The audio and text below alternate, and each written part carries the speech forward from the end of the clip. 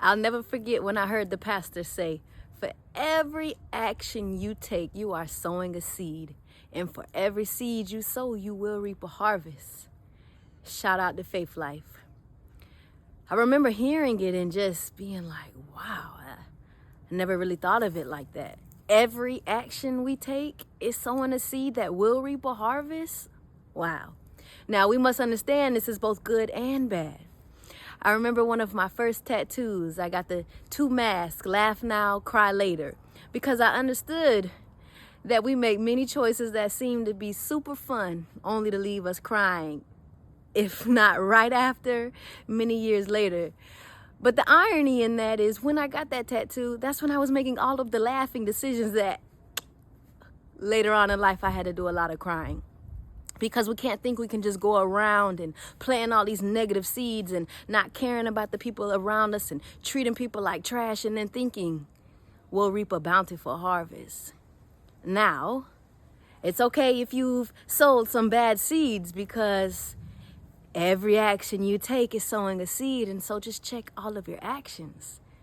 Because for every good action you take, for every time you look at somebody in the eyes and you smile at them, that's a seed sown. For every time you do something to help out that person, you don't know why you're helping them, that's a seed sown.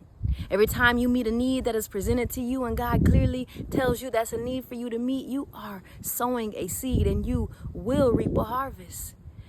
It's not even about money. It's about our time. It's about our love. It's about our actions. It's about our day-to-day life. Every action we take is sowing a seed.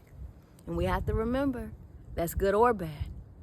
So pay attention to the actions you're taking and just evaluate and realize, do I want to deal with the consequences on the other side of this behavior? See, we so easily take action without the thought of the long-term reaction. Very important that we consider that. Because if you don't pay for it now, you better believe you'll pay for it later.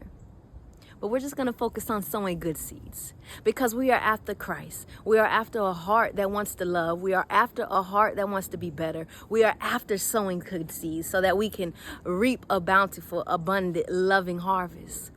God loves a cheerful sower. With your time, with your actions, with your love, with your resources. But listen for his discernment. Listen for his guidance. But make sure as you're going about life that you're just not moving so quickly and just taking all kind of actions. Because for every action we take, we will reap a harvest. Let that sit in. I love you. And God, he loves you so much more.